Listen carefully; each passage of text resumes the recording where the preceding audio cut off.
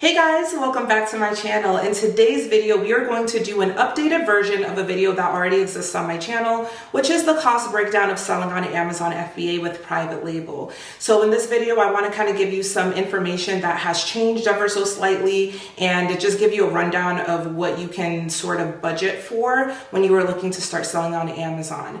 With that being said, before we get started, I would love if you could subscribe to the channel and give this video a thumbs up if you enjoy it. And I just want to let you know that I do have a brand new membership specifically for women. It's called Women Create Wealth, and I have that linked down for you below if you're interested in various ways of making money. I know this video is about Amazon FBA, and it is a great way to increase your income, and there are many others. And so that membership kind of goes over lots of different streams of income, specifically tailored to women. So if you're interested, go ahead and check out that linked in the bio. So if you have landed on this video, or maybe you have sought it out intentionally, you are probably wondering how much money you're going to need to save up in order to start selling on Amazon. Now, it's important for me to clarify that there are many different business models when it comes to Amazon selling. What I do is called private label, and there are some other methods that you could be considering using. So I want to just let you know that this video specifically pertains to private label. Private label is when you are buying products in bulk from a supplier, you are adding your logo to that product and then reselling it for more than what you bought it for at a wholesale price.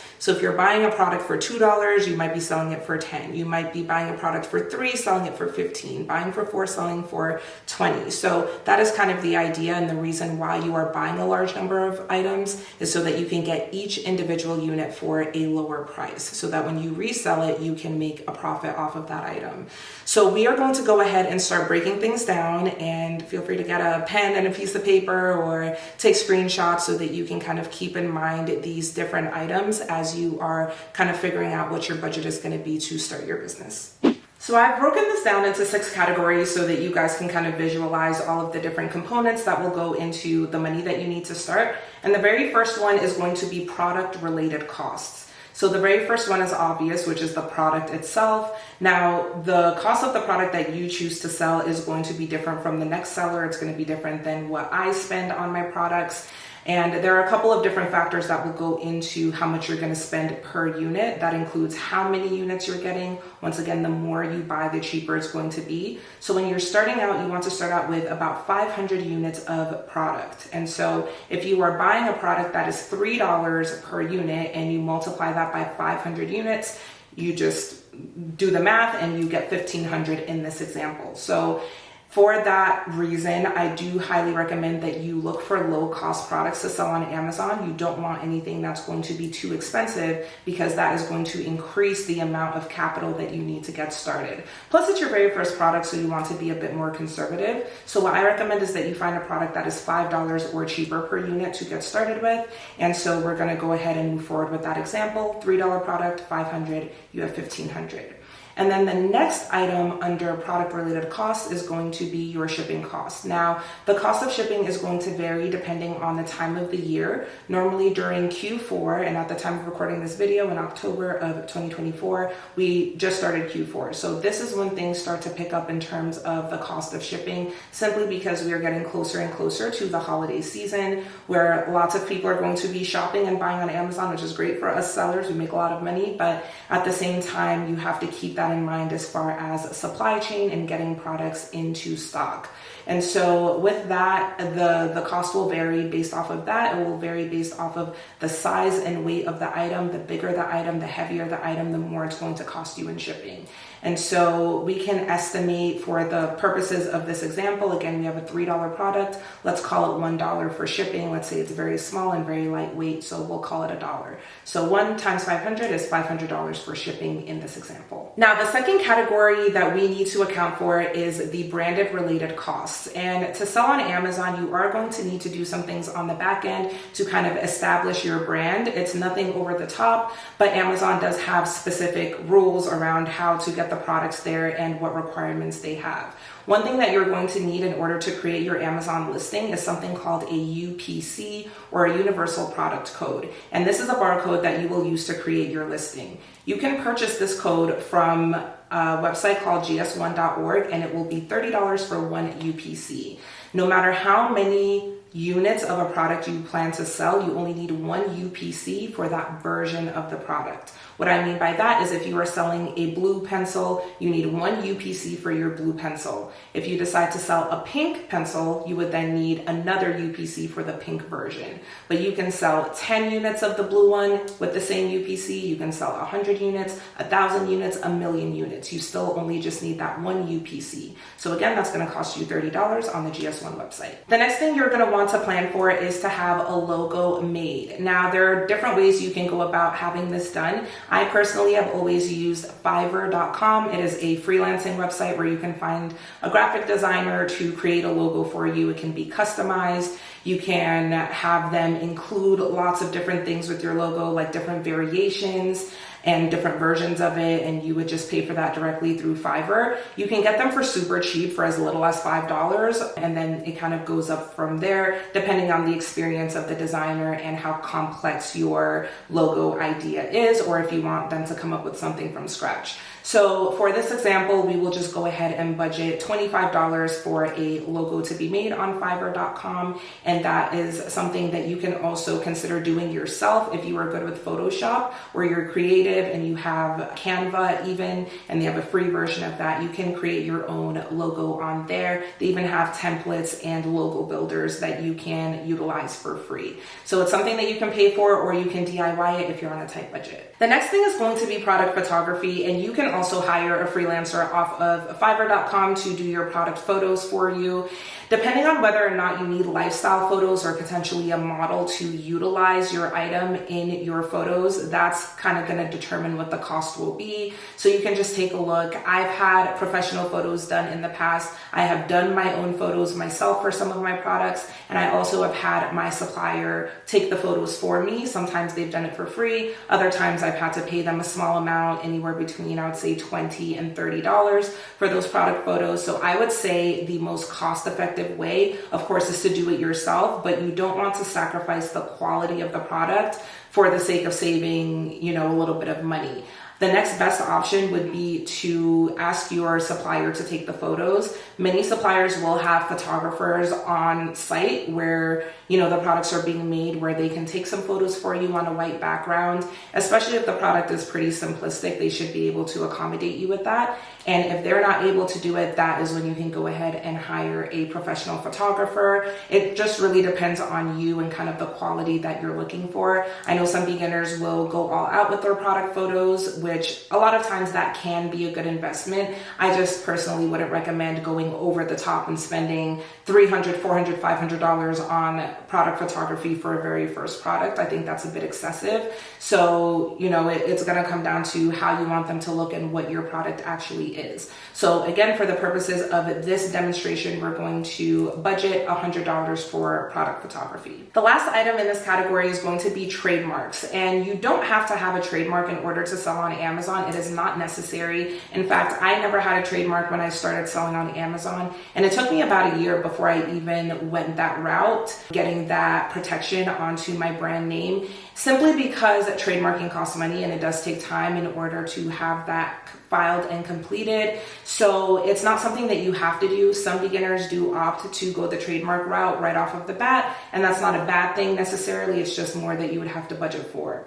Depending on the way that you actually file for the trademark is what will determine how much you're going to spend. The filing costs alone are going to start at $250, and they can go up from there depending on how many things you are trademarking, what classes you're going to have them in. You probably have no clue what I'm talking about, and you don't need to for now. Just know that kind of the bare minimum is going to be $250, and then you can decide whether or not you want to file for it yourself, whether or not you want to use a service like LegalZoom, where they kind of walk you through and assist you in filing it yourself. And then you can also hire a trademark lawyer. Sometimes even accountants can file for trademarks for you. It just really depends. And then one other way that members of my step-by-step Amazon program have done done it is by hiring someone off of Fiverr to also file for trademarks. There are some credible people on there who can do that for you. So it really is just a matter of your level of comfort. And once again, trademarking is optional at this point. You do not need a trademark in order to start out. But once again, for the purposes of this demonstration, we will budget $250 for your trademark. Our next category only has 2 items underneath it, and it is product packaging. And so when you're thinking about how you want your product to look when a customer receives it, you might want to have really nice packaging that has some kind of a customized design.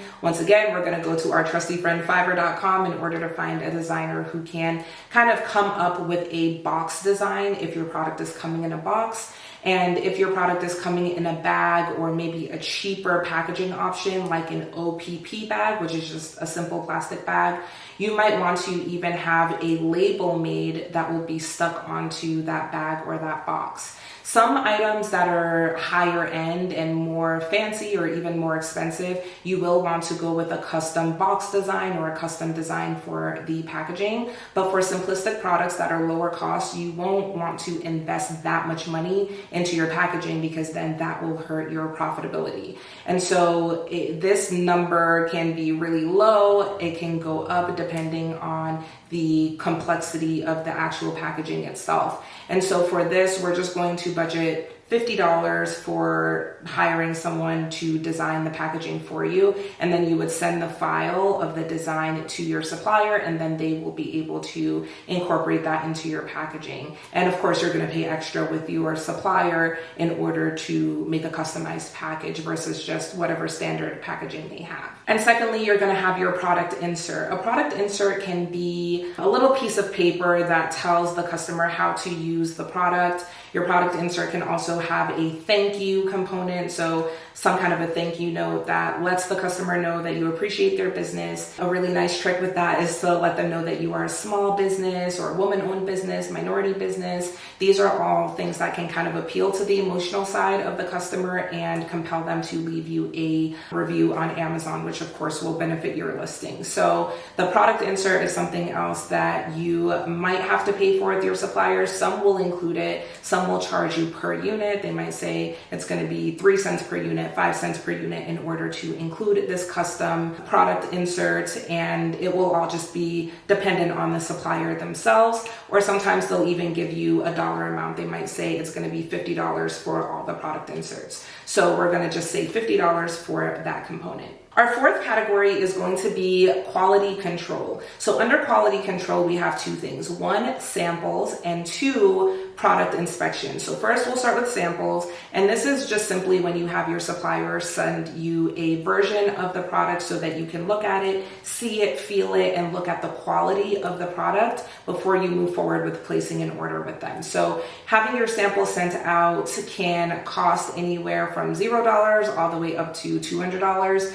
Most of the time, the bulk of what you're paying will be for the shipping of the product from China to the US. Many suppliers will offer you the sample for free, but of course, they're going to want you to pay for the shipping since it's a long distance. And if they do ask you to pay for the sample, you can always let them know, hey, normally when we reach out to suppliers that we're interested in working with, we get the sample for free, or we might pay for the sample and then be reimbursed the cost of the sample later on if we end up working with you and moving forward with a bigger order. So those are some things you can kind of think about and negotiate with your supplier for if they are trying to charge you for the sample. And the cost of the shipping, once again, will rely on the size and weight of the product. So if it's a large, bulky product, it will cost more to get that sample to you, but it's always worth it to pay for the sample so that you can feel confident in the quality of the product that that supplier is providing. And then next we have the product inspections, and these are third-party inspections that are conducted by someone who is not affiliated with your supplier. And it's very important that it is not a company that knows your supplier or partners with them, because you want them to give you honest feedback on the quality of the products that you have paid for. So their job is to go to the factory where your products are made, and they're going to evaluate the products and make sure it is exactly what you have discussed with your supplier. And so those product inspections can vary in cost. I personally have a inspection company that I trust, and I will link them in the description if you guys want to reach out to them. Let them know that I sent you, because then They will take very good care of you because they know me, we have a good relationship, and they definitely will be able to help you out and make sure that your products are great quality before they leave your supplier in China. And for that product inspection, we're going to budget $200. Our fifth category is the Amazon related expenses, and these are really going to come down to two things. One is your Amazon seller account. If you have the professional selling account, it's going to cost you $39.99 a month in order to sell on Amazon's platform. They do have another account type, which is called the individual selling account, but that is not practical for most people, so I won't really spend much time talking about it. Just know that it's going to be $40 a month, and that will get deducted from your revenue. So let's say that you make $1,000 in a month, you're not going to get charged $40. Amazon is just going to take that out before they pay you out. So really you shouldn't even feel it as long as you are making sales on your Amazon account. And then next we have Amazon PPC, which stands for pay per click, otherwise known as Amazon advertising. So this is going to be your method of marketing your products and getting traffic and eyes onto your listing. This cost can vary greatly. This is honestly the hardest one for me to be able to put a number to, simply because every product is different, every niche is different, and everyone's budget is different. So obviously you can't spend money that you don't have. So really the biggest factor here is going to be your own budget. But what I will say is that you can run ads on Amazon for $10 a day, and over the course of 30 days that would be $300. So we'll just go ahead and put $300 for Amazon PPC or advertising. You can spend more. Some people don't run PPC at all, and maybe they'll advertise some other way, but it is something that you kind of want to plan for and budget for, because you want to make sure that once you've gone through the trouble of making, the product and having it shipped out, and you've done all of the work, you want to make sure that you are able to actually push and promote the product through Amazon PPC. And last but not least, in our final category, we have software, and there really is only one software that you need in order to be successful with Amazon, and it is called Helium 10. Helium 10 is the best Amazon software, period. It shows you so many different ways of running your business, but for the purposes of you all who are just beginners, the main thing that you're going to use Helium 10 for is product research. So looking for profitable products to sell on Amazon is something that will require you looking at graphs, looking at data points, looking at analytics in order to make sure that you're picking something that people actually want and something that sells well on the platform. And so if you have no clue what Helium 10 is, that's totally fine. I've got dozens of videos here on my channel showing you how to use Helium 10 and demonstrating the steps that you would take in order to implement it so that you can find really good products to sell on Amazon. And I do also have a discount code for you guys linked in the description of this video so that you can utilize Helium 10 and get a very nice discount off of the cost of using it. You don't need it forever as well. You just need it to find your product, and from there you can, kind of figure out what you want to do with the subscription. But it is definitely a necessity, and you have to have it if you're going to be successful selling on Amazon. All right, so with all that being said, our grand total for an estimate of what you might need to sell on Amazon is right here.